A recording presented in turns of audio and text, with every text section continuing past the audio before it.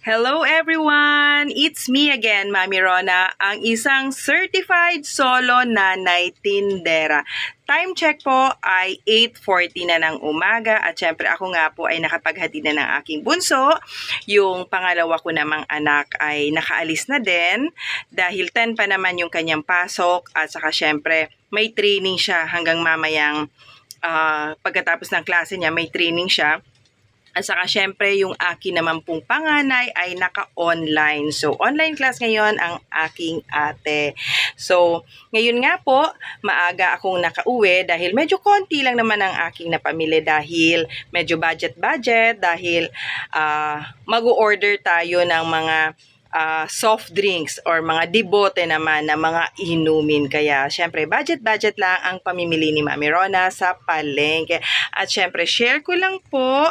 Ayan, ito po ang aking laging dinadala sa araw-araw. Ang aking bit-bit na trolley. At syempre, meron po nga akong mga ganitong bag, no? Ito po ay libre sa Maggi Magic Sarap. Ito po usually pag nagbibitbit ako mga dalawang ganito, pero ngayon nga po ay isa lang dahil yan lang po ang aking budget. Ano po? Tapos ayan po yung aking trolley. Yan. Ako po ay bumili na nito dahil nung mga siguro 3 weeks ago, ako nga po ay nagsuffer ng sobrang pain sa balikat. Ayan. So, awa naman ng Diyos, ngayon po ay nagamot ako for almost 1 week. Tapos ako nga po ngayon ay naghihintay ng schedule for rehab dahil ito na nga po yung aking naging sakit way back siguro mga 4 years ago. Talagang ito po yung pabalik-balik yung muscle spasm kung tinatawag at syempre nga po yung aking buto dito na nakita nga nila sa x-ray instead na medyo may hindi dapat daw yung buto natin ay hindi gaanong pantay, ngunit ako nga po ay yung aking buto ay sobrang pantay na dahil nga po sa muscle spasm. So yun nga po ako syempre doble pag-iingat dahil kailangan ko pong maghanap buhay para sa aking mga anak dahil nga po silang lahat ay maliliit pa, no, mga nag-aaral pa. Kaya yan, gawa-gawa lang din ng paraan si Mami Rona para kahit papano imaibsan ang bigat ng aking pagbibitbit ng paninda sa araw-araw. At syempre ngayon nga po ang pag-uusapan natin, naniniwala ba Mami Rona sa mga pamahiin upang paswerte sa tindahan? At syempre, ako naman po, ang sagot ko po niyan ay oo. Ako nga po ay naniniwala sa mga pangpaswerte sa tindahan at ito po ang isi-share ko sa inyo.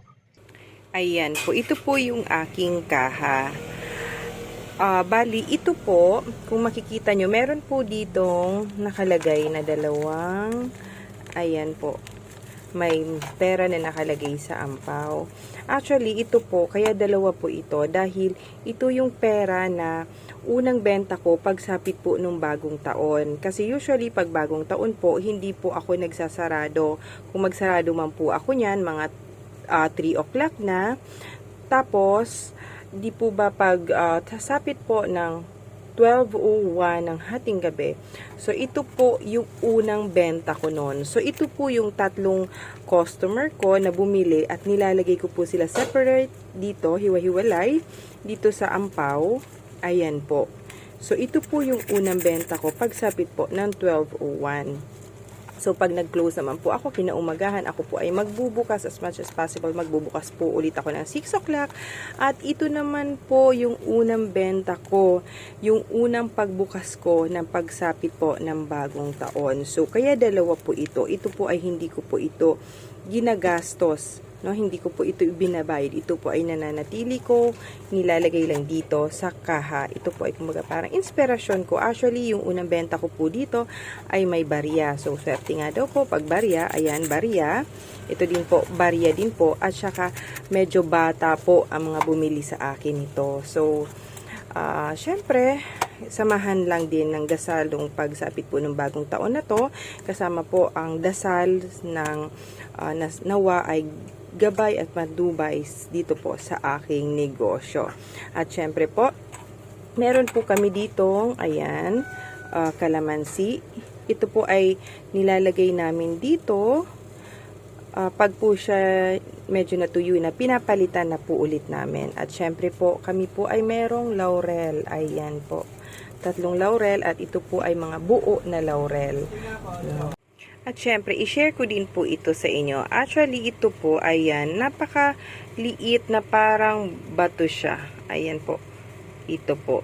Ito po ay binigay sa akin ng isa sa mga customer ko na sabi niya, ilagay ko daw po ito dito sa aking kaha at yan daw po ay swerte. At syempre, ako naman, wala naman pong masamang maniwala. Ayan po, nilagay ko po siya dyan.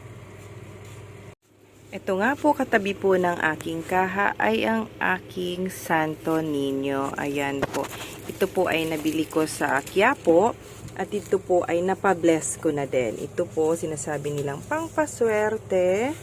Ayan. At syempre, lagi ko po itong nilalagyan ng sampagita. So, every time na mamamalengke ako, minsan every other day, no, bumibili po ako ng sampagita at inilalagay ko po dito. At saka, syempre, samahan din po ng dasal at panalangin sa araw-araw.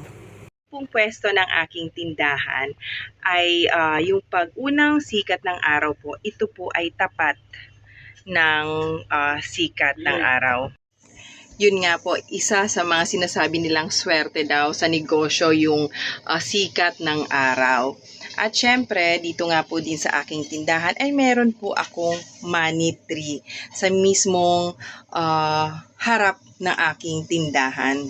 Ito po yung aking money tree. Actually, lumaki na siya ng ganito. Pero dati po, itinanim ko po ito dito.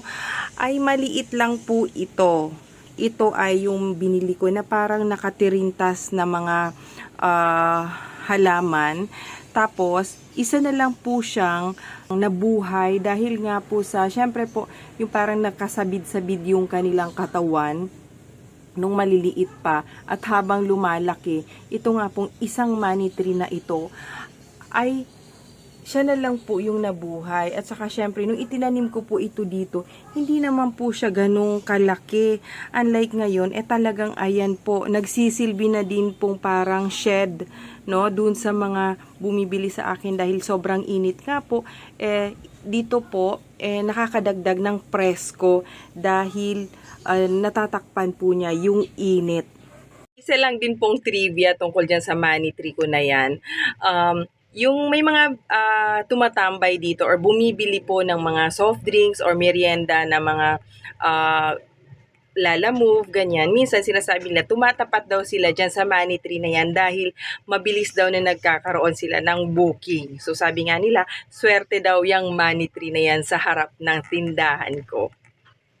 At syempre, isa nga din pong pangpaswerte na ginagawa ko tuwi pong bagong taon ay ako po ay naglalagay din po ng prutas dito sa aking tindahan. At syempre po, nagsasabit ako ng kiat-kiat at saka grapes, no? Tapos, at syempre, kung meron po tayo mga pamahiin na ginagawa na pangpaswerte, meron din po dapat tayong mga ugali na kailangan nating sundin para tayo ay swertehin. Ano po, at syempre, isa na nga po dyan yung pagiging tapat. Ano po, yung pagiging honest natin sa mga tao na nakakasalamuhan natin, maging yan man po ay mga customer natin, yun man po ay mga suki natin na dito sa tindahan or suki natin na pinamimilhan sa mga palengke, no?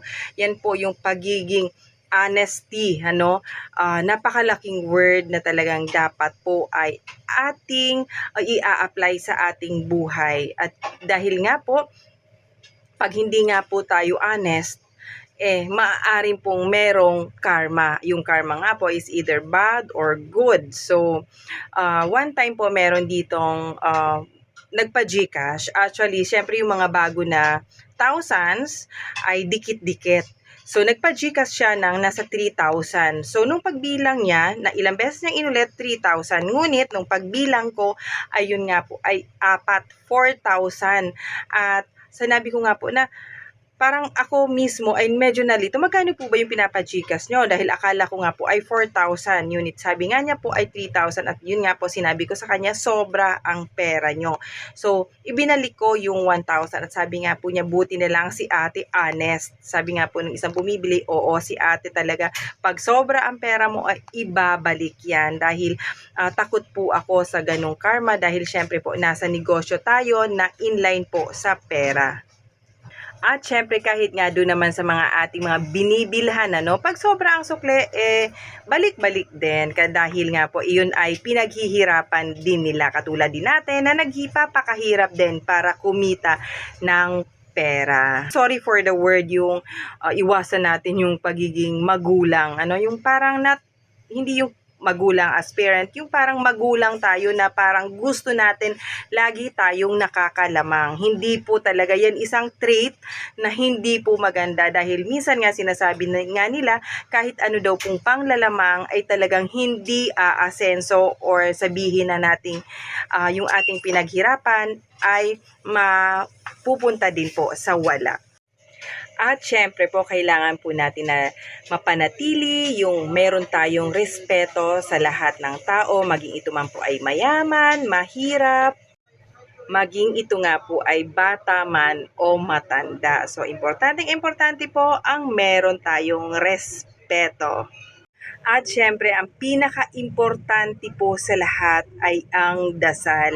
Ako nga po, pagkagising ko ng umaga, ako po ay nagpapasalamat at syempre humihingi po ako ng gabay sa Panginoon na magawa ko ng maayos ang aking pang-araw-araw na obligasyon. Ayan po, dasal po sa lahat ng bagay, maging ito man po ay sa aking pagdedesisyon, no? Ako nga po ay talagang laging humihiling ng gabay sa Poong May Kapal dahil ang lahat po ng to ay bigay lang po niya. Ang blessing po ng Panginoon ay hindi lang po in a form of pera. Hindi po lahat porke marami tayong pera, yun na po ang biyaya. Ako po ipinagpapasalamat ko sa Panginoon na meron po akong malakas na pangangatawan. At syempre po yung nakakapag-isip po tayo ng tama. At saka syempre pinagpapasalamat ko ang blessing na ibinibigay niya sa aking mga anak.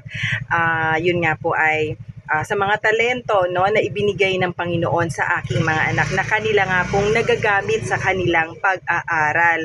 So yun po talaga ay malaking pasasalamat ko sa Panginoon na kahit nga po medyo marami rin tayong pagsubok na pinagdaraanan, na cope up naman, no, nariresolbahan ang mga problema. At saka syempre, sa pagtapos nga po ng aking pagtitinda dito, bago nga po ako matulog, ako nga po ulit ay nagdadasal. Syempre, hindi man po tayo makapagdasal man lang sa simbahan, pero ako nga po, kahit saan, basta may taimtim na espasyo, no, para magpasalamat at mag-praise kay God, ay akin po itong ginagawa. So, yun lang po. Sana po nagustuhan nyo ang na-share ko sa ngayon. Maraming salamat po sa panonood. Kung sakali po na nagustuhan nyo ang aking video, paki-like naman po ito at syempre po, paki-subscribe po sa aking YouTube channel, ang Solo Nanay Tindera. Maraming salamat po. God bless everyone.